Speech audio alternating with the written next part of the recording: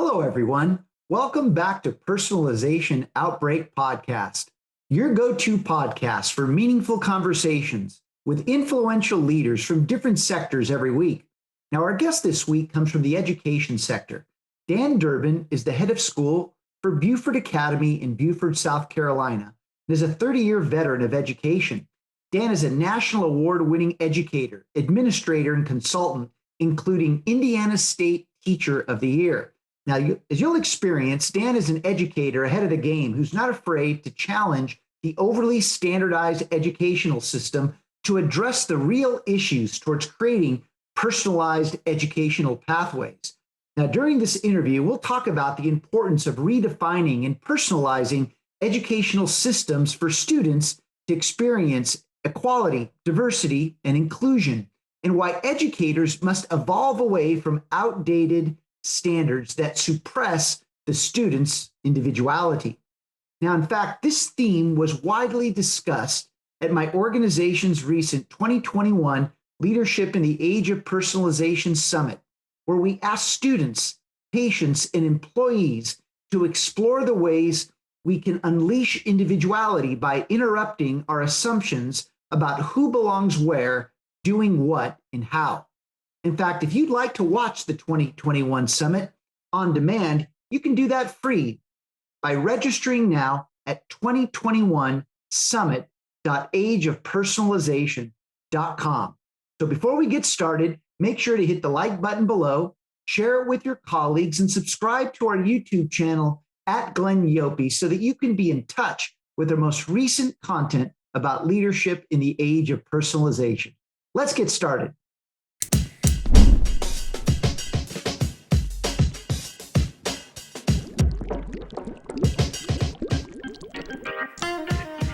You are listening to Personalization Outbreak, a podcast about the collapse of traditional corporate standards in today's more personalized world. I'm Glenn Yopes.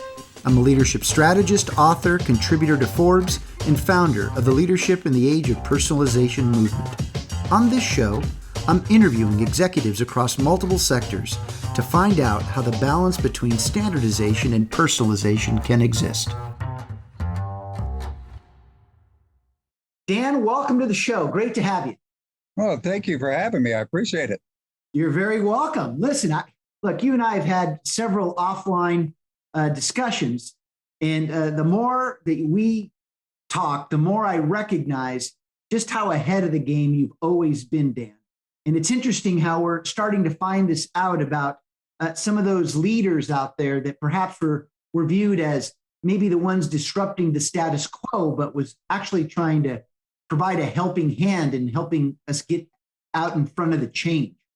So on that note, Dan, maybe let's get to know you as an individual for just a bit. I think it's important for our audience because I know some of the things that we're going to be talking about are very transformational, but yet rooted in common sense. And we'll discuss that in a minute too.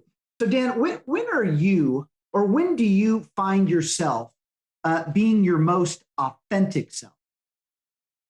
I've always felt like that we, as both leaders and human beings, our goal is to help others, to be that instigator, to let people get to that next level of both their objective thought as well as their creativity. So for me, my authentic self is seeing others succeed. We are here not only to dream up new things and make new plans, but we're also here to help people actually follow those paths and to take their own creative genius and make that path better. So for me, it's all about the people that I'm surrounded by. I love having the opportunity to mentor, to help young educators or young businessmen see that, yes, it could go that way, but have you ever thought about it? And give them the opportunity to do those things. You know, Dan, when did you get a sense about yourself that you were always, I don't know, in search of alternative constructs? When did you learn that about yourself? Because that's what I've experienced. When I was the student council president at my high school and everyone was being rude and I stood up and yelled, stop being so damn rude. They told me in the office that day that that wasn't the kind of leadership they were looking for. Really, I started to notice that as I had gone through the military. I had seen great leaders. I saw great leaders when I was in school, went to college, worked jobs, and it began to dawn on me in my 20s that everything doesn't have to look the same. Hmm. There can be other ways of doing things. The value of getting to where we want to go shouldn't always outnumber the importance of how we get there. Hmm. I realized as a young teacher that young people don't always learn the same way. They don't always see things at the same time. And because of that, it helped me to start thinking myself as, are there different ways that we can help young people get to that same spot we want them to, but in a way that they understand? In doing so, I remembered back in my 30s, I went to a conference and it was Bernice McCarthy, Dr. Bernice McCarthy. And I listened to her speech and I thought, that lady understands me. And she hadn't even met me. And one of the things I took from that was a story she told. And it was very simple. If you want to learn how to sail, S-A-I-L, how are you going to do that? Well, there's a part of you that says, won't it be great when we're out on the water, the mist in our face, the wind in our hair? Another part of us says, give me a book so I can memorize the parts. Yet another part says, keep the book, give me the boat, let me try it out. And then a fourth part of our inner part of our brain says, as soon as you three are done making this thing work, I'll plan a trip around the world. And I think it was there in my 30s where I finally began to realize it was okay for me to think differently. It was okay for me to express myself differently. Then my challenge was to make sure that those around me, whether it be my students or my staff, they got that same privilege and that same acceptance to do those things.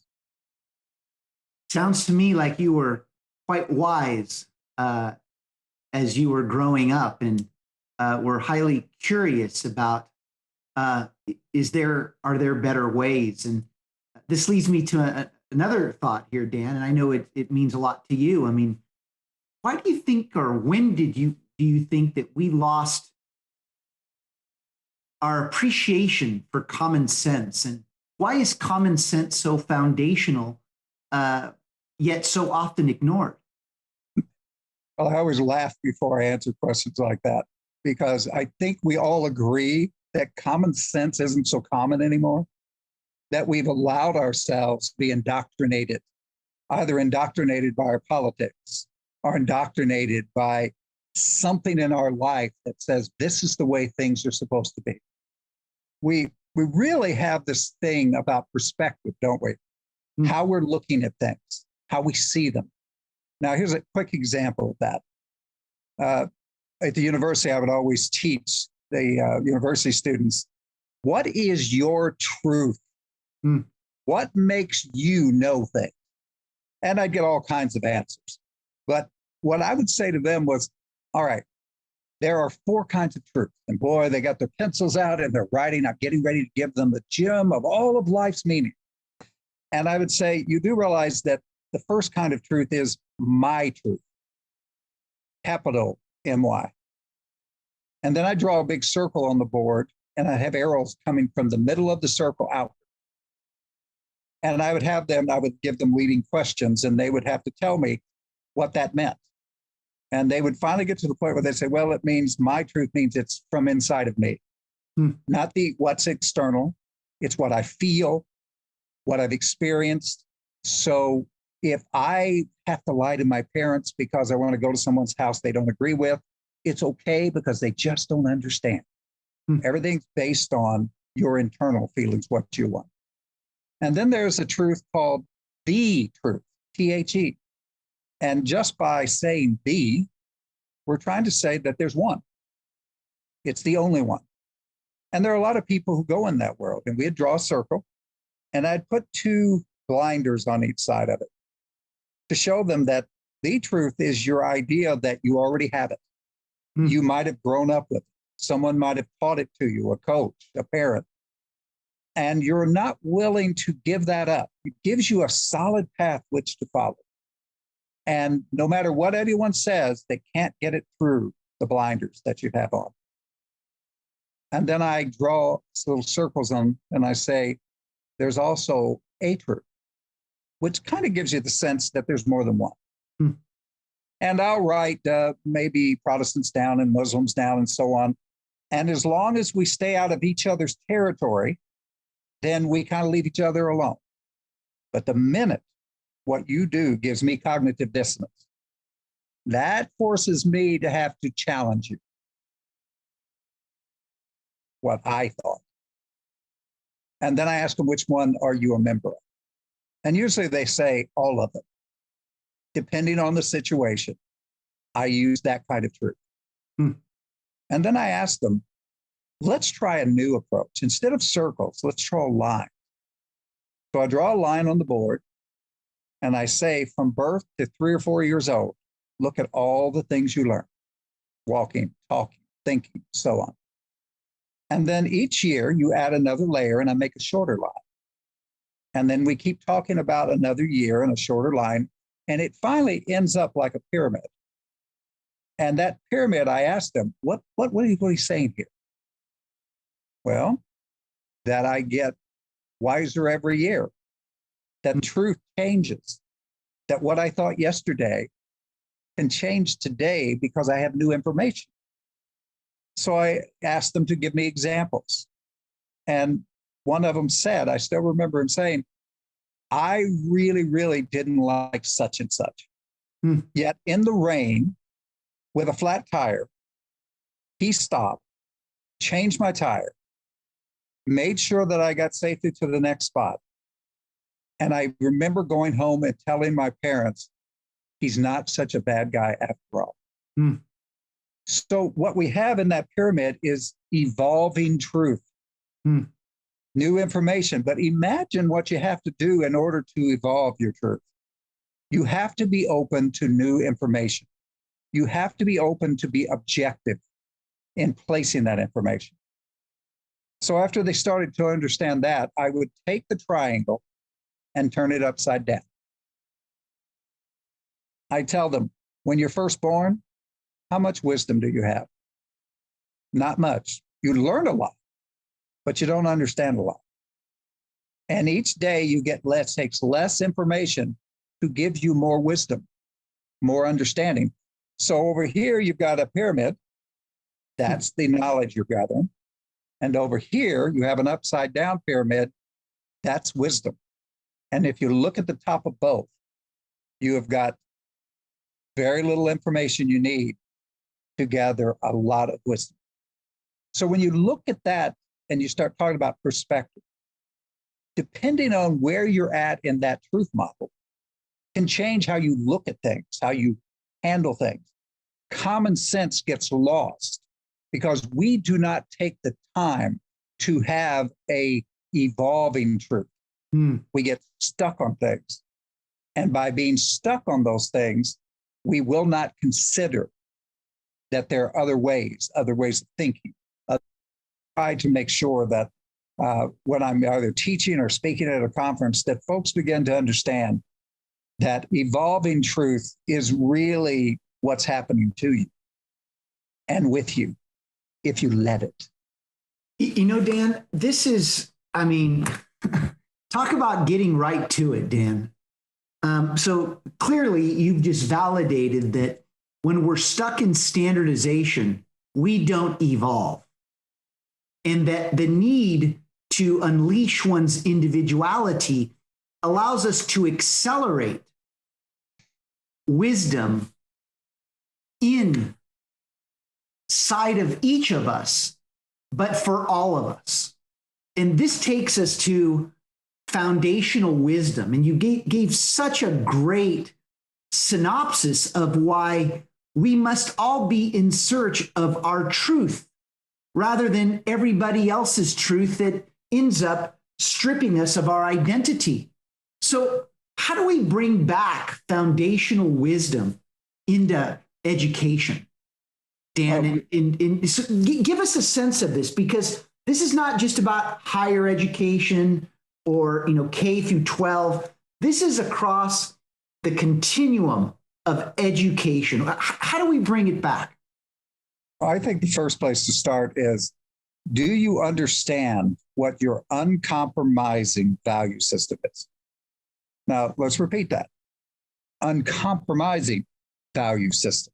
We're not talking about a system that moves based on the situations. The situations are dictated by the system in our head. For example, if I say to you, I do not believe in cheating people.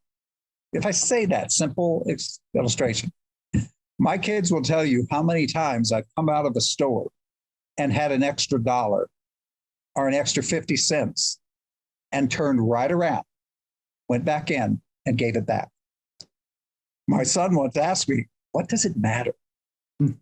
Well, it really does matter, because if I cheat myself in my value system on little things, when it's time to make big decisions, big choices, big compromises, then I will also cheat myself. So understanding what we stand for, what our value system is critical. And it's not an easy thing to do for our young people in particular. There are so many things that are pulling us in a direction. So we don't really sit and think about, what is my value system? What do I cherish? What do I put my time, treasure, and efforts into? And believe it. Example, what is right and what is correct? I once asked that question of my staff, and they said, well, it's the same thing. Really? I'm going down the highway. I'm going 75 miles per hour. Police officer pulls me over. It's 65, Dr. Durbin. Yes, it is. I was doing the incorrect thing. But my wife's in the back. The head of the baby is showing. I have got to get to the hospital soon. Can we talk about it when we get there? The right thing to do was what he would have done, which is get in his car and guide me all the way to the hospital, because he knew the right thing at that time. We get tied up into this thing about what is correct. And we do not look at what is right, which is where your common sense comes back into the conversation. So I think that when we're looking at this uncompromising value system of ours, we have to know what we stand for. And we don't teach kids to think that way. I had an example once at a university class I was teaching where I made some statements in the class. And I think what it was is I said, I want to know what you think about 5 things. And I want to know what you think. I don't really want to know what your priest thinks, your pastor. I don't want to know what your parents think, your best friend. I want to know what you think. And I got a phone call that night, which surprised me, because at university level, you usually don't get a parent to call you. And she said, we've already taught our daughter what to believe. We don't need you confusing. Although she says you are a great teacher. And that day I tried to be kind, and my response was, I agree you have that choice that you can make. There's another class scheduled an hour later. Maybe it will fit her schedule better. She returned to the class. We don't allow our kids the opportunity to go outside the mode in which we, as both parents, sometimes it's teachers, sometimes it's employers, to be able to expand their knowledge base, their wisdom base. And in doing so, we hold them back. And when they get into real life things, they don't know what to do with it. They don't know how to go back to what they know is their belief system and use that belief system to make choices about situations and things. You know, Dan, this is interesting because, I mean, you've heard me say that, we're transitioning from a knowledge-based to wisdom-based economy, that it's no longer just about what you know, but what you do with what you know. And where you're getting at, and again, I'm just sharing something that you shared with me offline, that the more compromise we make, we don't know what we believe in. Remember, you shared that with me? And it's interesting because if we limit our knowledge, we limit our ability to gain wisdom and know what to do when the moment calls. So, why do we continue to compromise when we know that each time we do, we're losing a little bit of ourselves? Well, we've become, we used to be the pioneer nation, remember? We used to be the pioneer nation. We pioneered, we went to new places, new things. In the 60s, we went to the moon. We looked at those things and they weren't anything that was supposed to be controversial. Everything in our society now has become a one or the other. Controversial. You either agree with us, you don't agree with us. And isn't that kind of ironic for a country that we look at it and we're supposed to be a republic that practices democracy? And the irony to that is that democracy cannot be practiced unless there is a spirit of cooperation and compromise. In order to look at, you can't make things happen in a democracy unless people can sit down, have discussions, express their views, and then come together with a compromise. Look at what our young people have faced for at least the last 40 some years. It has been a culture of us against them. And if you want to fit in, it's almost, and this is not, it's a little bit cruder example, but it's almost like saying you're now in prison. Which group are you going to be with? And that becomes how you make your decisions. We've got to get to the point where our young people, our young leaders, college students, all of them are to the point where they understand that life is not about picking something and making that your life flashlight. Life is about looking at things and measuring them and figuring out how they fit into our value system. And then figuring out how that promotes who I think I really am. I am the guy who wants to see others rise. If my decisions keep one of my students or they keep one of my business associates from rising, that's not helping at all. As a matter of fact, here's an example of how we do things differently. When I observe a teacher, the very first observation, I have them, we have a drink, coffee, something, and we discuss, and I give it a written examination to them. The teacher said, I didn't do this. And I say, but you will the next time, won't you? That's a great idea. I didn't do it, but you will next time, won't you? Nothing about that first experience was to tear that teacher down, because I know that they're young and they're new. It was to give them advice so that they could take that and say, I can make this happen. And there's never been a time in the hundreds of teachers that I've dealt with that we did not have teachers go back and start putting those positive things into work. Why? Because we did not choose to loop them in and to pressure them and to make them feel as though they were outsiders for not doing it the way we want them to do it. We gave them the advice they needed to understand it, be objective. And then we gave them the support they needed in which to take it and make it their own. How much do we have buy-in if it's someone else's? You just think about holding a crying baby. You can only handle it so long if it's not yours. And I can guarantee you, from having 3 children, I know about crying babies. But I'll guarantee you, when it's yours, you find a way in your heart that crying doesn't bother you. We have to look at human beings the same way. You know, Dan, boy, you packed a lot in there. And one of the things that jumped out is how we have a tendency, based upon what you had described, to unknowingly, and I'm going to say unknowingly because I don't believe it's the intent, to suppress our young people. They don't know. They don't get it. They didn't live through what we lived through. And I think this ties back to what we discussed and what you shared at the beginning, that our thinking evolving? And if we stay stuck in the standards of the past and we fail to evolve, I believe it's almost impossible to know what our uncompromising values are in how we can stay true to what we stand for and what we seek to become, rather than get sucked into a system that forces people to battle the gulf between assimilation and authenticity.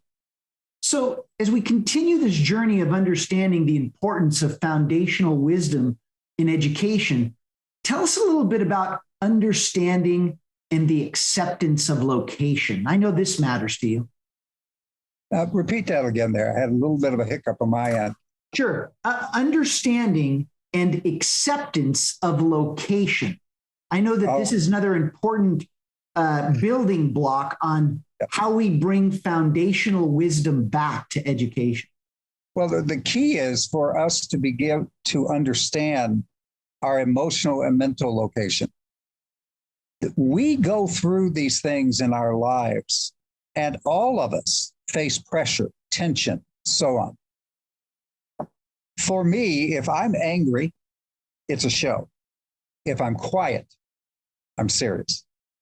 And people who work with me know that if I put on a show for you, I'm trying to get you to think. That mental and emotional location that we're in, if we can't control that and we allow it to get us off of our track, not in our thinking or our creativity, but the track of controlling who we are so that we don't give up who we are, then we really can't get to the point where we can be a leader. I'll guarantee you right now, people cannot follow individuals who don't know themselves because they're trying to do it by a book. They're trying to. I've always thought that maybe my next job, because I'm a project guy and go places to do project, that my next job would be to maybe go to a military college and teach leadership, but not just the military leadership. People who are followers want leaders who know what they believe, can express it in their actions. And if you fold because emotionally you don't have that under control, and you fold because it's mentally tiring for you, we all get to those points. What is your system that you use that helps you overcome those moments? For me, it's to shut up. I will get tense. And if I get tense and something angers me, I have learned through the wisdom of growth that just be quiet. Listen. Take a breath. Don't say anything, and that's part of my goal. Don't say anything that you have to go back later and say, I'm so sorry, I didn't mean that. Rarely do people think you mean that. Rarely do they think you didn't mean it. Because in our culture, what do we say? When you're mad, I believe it can do harm. I believe it can make you feel as though you're taking your frustrations out. But the reality is things come out of our mouths as leaders that can stop every bit of progress, not for ourselves, but for the people that follow us, for the people that we create an atmosphere for which they learn to be leaders. So yes, that emotional, where are you at, is just as important as being able to say, here's my value system. And having some way that you overcome those things. I think my grandma said, count to 10. Usually for me, it's 50. Why do you think we're living in a time and quite candidly, I think we've always been living this way, but it seems to have become more apparent that we live at a time where people are quick to judge. Do you think it's because that individuals feel so suppressed by so many experiences that they've had in their life that they have to bestow that suppression upon others? Well, I think it's the difference between ignorance and stupidity. What is ignorance? It's the not knowing. Stupidity, on the other hand, is you know, but you choose to ignore. And most of our value systems have been fed to us so much without any evaluation of those systems that it would almost be like, I wasted my life if this isn't true. The inability to say that today is just another step toward a more rational understanding of me and the world I live in. That's very hard for us to do. And I think that that culture we were talking about in our country, us and them, well, what are you really saying if you finally come to the middle and say, you know what, you've got some really valid points? Are you saying that you have evolved? Or in your mind, are you saying, I've wasted my life if I do that? I've wasted conversations if I do that. We're not focused on the betterment of others, betterment of ourselves, our communities, the earth we live on. We're all about being right. And when you have to be right all the time, you lose so much about what the world and others have to offer you. And I think that frustration has taken its toll. And so when we do with our students, we try to help them understand that confirmation bias is all around you. Make sure that you don't take a situation and make it an absolute. You take time to look at all sides of it. Here's an example. If I gave you a cube, equal sides 4 inches, and I laid it in front of us right here, and it was at a point, and it had 3 red sides you could see, 2 sides and the top. And I ask you, what color is the cube? What would you tell me? You would probably say it's red. Yeah, red. Because that's what you see. And then I pick it up and I throw it up in the air, and one side is yellow, one side is green, one side is blue. And then you would say, but that's not fair. I could only see 3 sides of it. Then I would ask you, what are you going to have to do to get a better view of the cube, of the situation? I'd have to get up, pick it up, look at it, examine it. All right, now we're getting into some talk about your action. Now, how many sides does the cube have? Well, it's got 6. Yeah, but if I open the cube up, it's got 6 on the inside too. So now we're talking about your emotional health, My point to that is that our perspective, we don't teach that to young people, how to look at things differently, how to have images that make those concrete. So we're right back to where we're starting. How do we evolve? And how does our truth evolve? So Dan, take us as we begin to wrap this up, the importance of requiring a common language to speak through our differences, because clearly diversity of thought has been the central theme, whether they stem from our values, the individuals that we are, the things that we stand for. Why is having a common language so important? Well, I think one of the first things I do, whether I'm working with businesses or working with education, is I help them to understand that you have to create a common vision that is articulated with a common language, that's accomplished through common goals and founded on common sense. We say things to each other, and we're saying the exact same thing, but because of the language we're using, the symbols we're using, we are mad at each other before the conversation is over. absolutely phenomenal how that happens all around us. This common language stuff is really important because once we get our symbols down, then we actually know what to be upset about. When you're mad and you really can't explain why you're mad, that tells you that there's no common language that's really happened there. So for me, I want to make sure that the people that work with me in my job, my teachers, my administrators, that they always understand we talk about our vision and we talk about it in the terms that we share with one another. And our goals, we don't just throw them out there. If you've got a great way to make it happen, we're going to accept your great way of making it happen. But once we accept it, we will review them. And if there's a better way to add to it, we will. But if not, those are our common goals. And go ahead, Dan. Go ahead. No, go ahead. Well, and then we have to look at that whole common sense thing. Yeah. We may have the dream of a lifetime, but if it's not working, it's not reaching our audience, then we have to go back and say, let's work on this a little bit. And so, Dan, I think that aligns well with one of the key areas of how we find balance between the forces of standardization and personalization.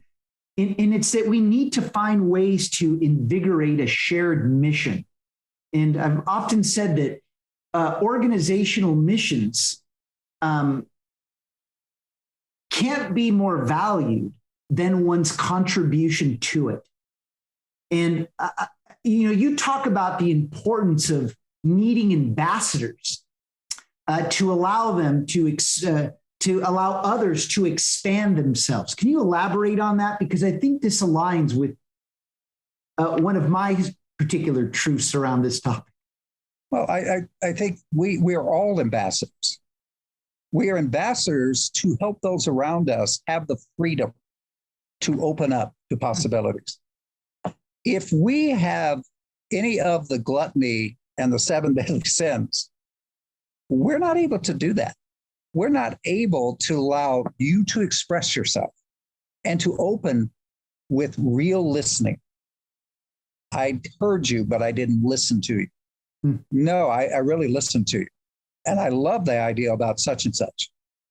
We turn so many people off that they are walking like zombies in our institutions, thinking if I could just get to Friday. What a sad statement to make about what takes up the most time of our life in a week, our jobs, our education. It should be just the opposite of that, that I'm so in tune with the vision and I'm so bought into it. And I feel as though I am a part of it on a daily basis, that I'm making it better for not only myself, but for the people that are working with me. So Dan, on that note, and I'd like for you to, if you wouldn't mind, close with how your turnaround stories about increasing diversity in schools, because as you can imagine, in standardization, someone would just look at you and say, well, Dan couldn't have done that. But how have you done it? And I think I already know the answer based upon the way that you're thinking.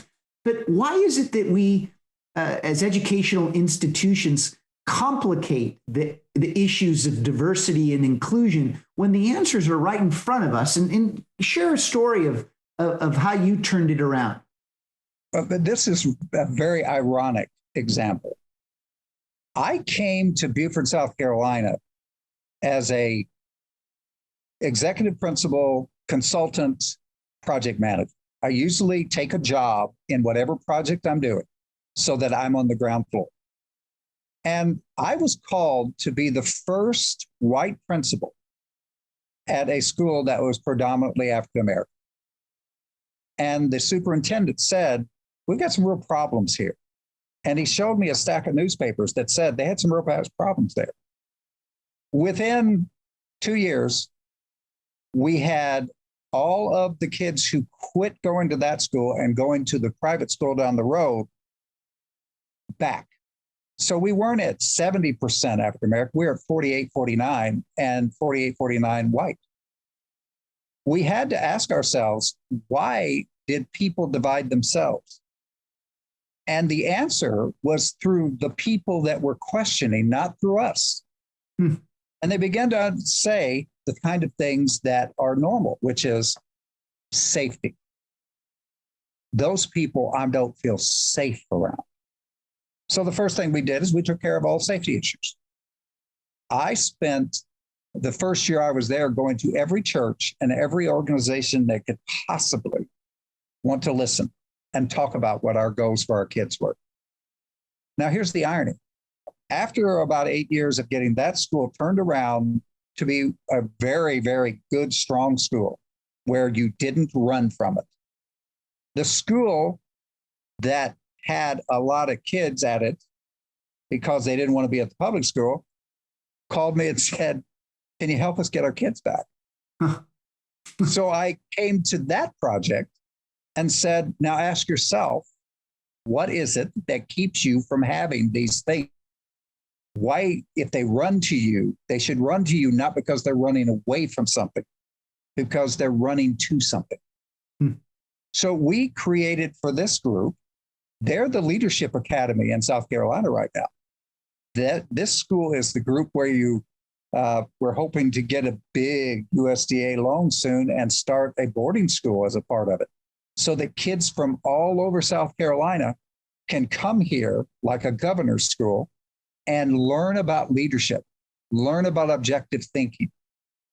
Now some of the kids at the other school are saying, when can I get to come over to your school? Our goal is to find what our community needs and train leaders within that community. Dan Durbin will be done when he's done with this project because he likes the project. I'll come back and visit, but I guarantee you this project will survive because the men and women that we've hired, that every day we're training, that every day we're allowing them to have input and ownership, they're going to take this project and make it better than even I could on a piece of paper. You know, Dan, I'm going to wrap this up by addressing the 5 questions that you answered throughout this entire podcast that every leader should be aware of as they think about themselves, those they lead, and the stakeholders in which they're attempting to best serve. Number 1, who do you let in? How do you see those that you let in? Who do you let them be? What do you let them do? And how do you let them do it? See, it's through these 5 questions. This is how we actually begin to measure inclusion and create the conditions for individuals to be unleashed. Dan, I can't thank you enough for your time today. You always shine a light on the importance of not only thinking differently, but valuing things such as common sense and wisdom that actually go hand in hand. So, Dan, listen, I can't thank you enough. And do you have any final comments before we leave? Nope, I appreciate being asked to be on this. I follow you guys, and I think maybe it's a good thing for our country right now to be thinking a little differently. Thank you so much, Dan. Really enjoyed you. And as we always end the show, when we lead in the age of personalization, you will see things that others don't, do what others won't, and keep pushing when prudence says quit. Thank you very much. Well, thanks for listening to Personalization Outbreak. Make sure to subscribe so you never miss a show. If you enjoyed the content, visit ageofpersonalization.com to check out our free streaming video series and learn how to get involved in the movement. I'm Glenn Yopes.